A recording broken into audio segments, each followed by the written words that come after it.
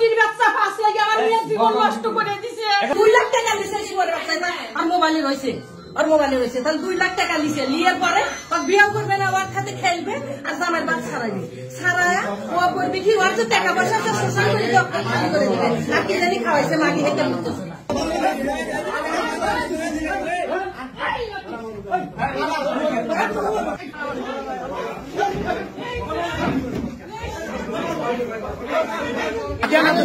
এত কিছু কথা আমি তো বিয়ে করবো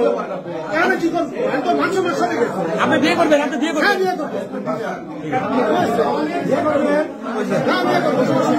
আমি তো ঢুকে আবার কথা করছি আমি কথা শুনতেছি না আমি তো রুম দেখতে দেখছি অবলা ভাই পিছনে গায়া যে লেপলের মতো দাঁড়া রয়েছে আমি তো অবলা ভাই ঘাড় পেরে ধরে নিয়ে মানে ঘাড়ে হাত দিয়ে গিয়ে আসলাম এনে অবলা ভাই হাফেজ না শুরু করা লিখছিল কোরআন তেলাওয়াত করা লিখছিল বা তাহাজ্জুদের নামাজ এখন না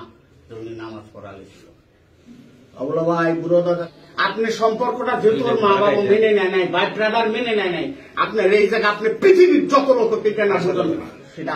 আপনার বুঝতে কেউ নিবে না। না ওনার সাথে আমার কোনো সম্পর্ক নেই সে আমার স্যার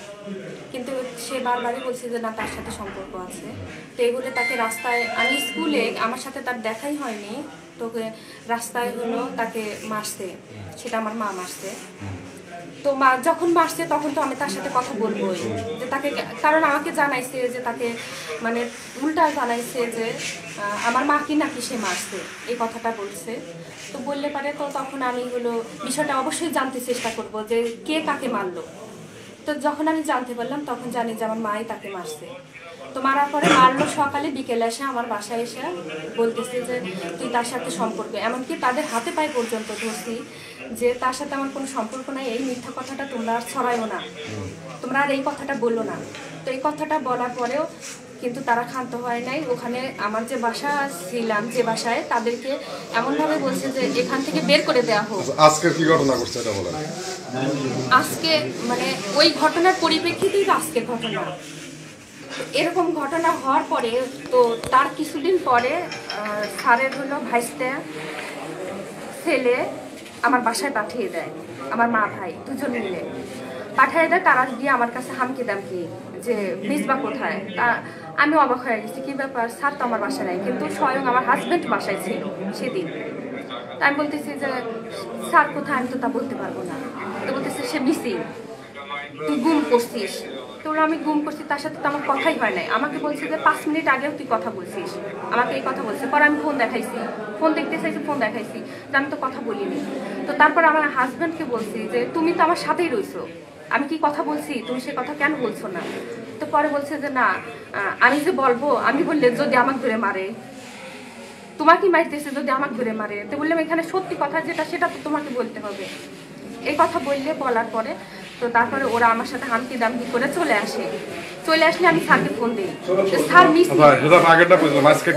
ওইটার পরিপ্রেক্ষিতে তো হলো তারপরে স্যার বারবার বলতেছে এরকম পরিস্থিতি তাহলে হলো বসা দরকার কেন তোমার বাসায় ওরা গেল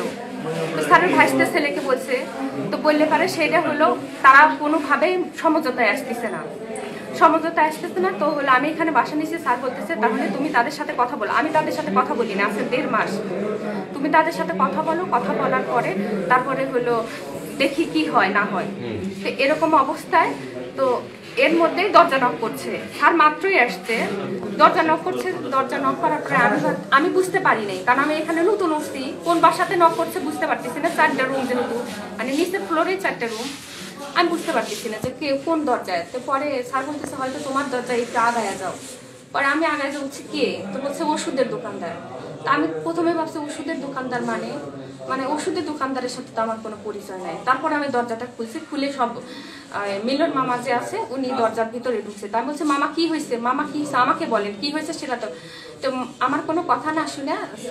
স্যার ছিল সেটাই দোষ হয়ে গেছে পরে সবাই চলে আসছে